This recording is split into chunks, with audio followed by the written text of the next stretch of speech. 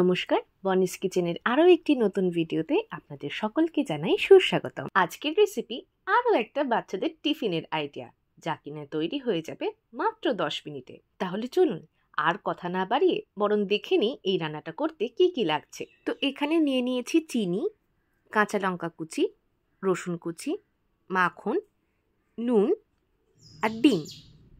আর লাগছে কুচনো পেঁয়াজ, লাল আর হলুদ ক্যাপসিকাম কুচি আর গাজর কুচি।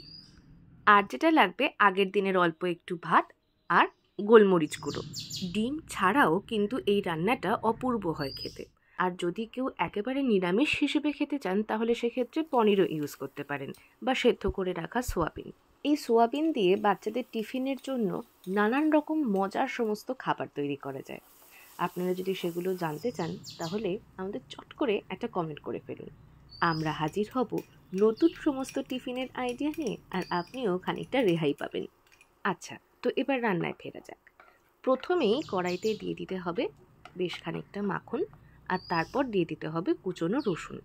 রসুনটা হালকা ভাজা ভাজা করেই দিয়ে দিতে হবে কুচনো গাজরগুলো, কারণ গাজরটা সেদ্ধ হতে যেহেতু সময় নেয়, তাই ছোট করে কাটা থাকলেও গাজরটা সবার আগে দিতে হবে যাতে মুখে না পড়ে। গাজরটা বেশ ভাজা ভাজা হয়ে গেলে তখন দিয়ে দিতে হবে কুচনো পেঁয়াজ। পেঁয়াজটাও গাজরের সাথে বেশ ভালো রকমভাবে ভেজে নিতে হবে যাতে কাঁচা গন্ধটা আর না থাকে। তারপর দিয়ে দিতে হবে এক এক করে কুচিয়ে রাখা লাল ও হলুদ ক্যাপসিকাম। সবজি আপনারা নিজেদের পছন্দ মতো যা খুশি ব্যবহার করতে পারেন। শীতকালে সবজির ভাণ্ডার অফুরন্ত, তাই সেই সময় এখন মন খুলে ফুলকপি, মটরশুঁটি, পেঁয়াজকলি, বিনস ব্যবহার করা যেতে পারে। এখন দিয়ে দেব সামান্য কাঁচা লঙ্কা কুচি, আপনারা চাইলে এটা নাও দিতে পারেন। আর এবার এই সমস্ত সবজিগুলোকে একসঙ্গে বেশ ভালো করে ভাজা ভাজা করে নিতে হবে।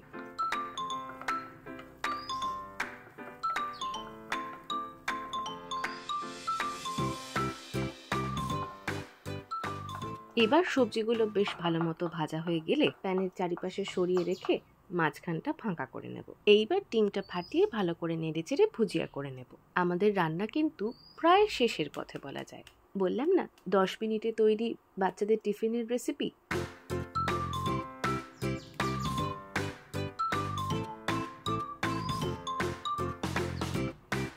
আর ডিমটা যতক্ষণে ভুজিয়া হচ্ছে আমাদের ইউটিউব চ্যানেলে গিয়ে টুক করে একটা সাবস্ক্রাইব, আর ফেসবুক আর ইনস্টাগ্রামে গিয়ে আলতো করে একটা ফলো করে দিতে পারেন। আমাদের বনিস কিচেনের নতুন সদস্যদের জন্য রইল অনেক অনেক উষ্ণ অভ্যর্থনা।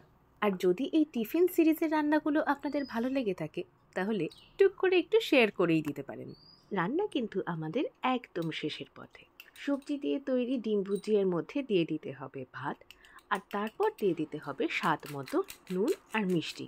ব্যাস, তাহলেই তৈরি ডিম দিয়ে তৈরি ঘরোয়াভাবে এগ ফ্রাইড রাইস।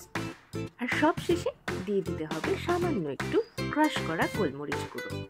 মাখন, ডিম, সবজি এই সব কিছু দিয়ে তৈরি এই ফ্রাইড রাইসটা আপনার ছোট্ট সোনামণিকে যদি টিফিনে দেন তাহলে ওদের খেতেও মজা লাগবে, আর খাবারটিও হবে একেবারে পুষ্টিগুণ সম্পন্ন।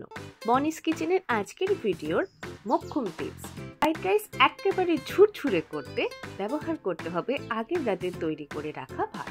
খাবারের সাথে একটা ছোট্ট নোটও অ্যাড করে দিতে পারেন, আর তাতে আপনার বাচ্চার মন আনন্দে 2 গুণ ভরে উঠবে।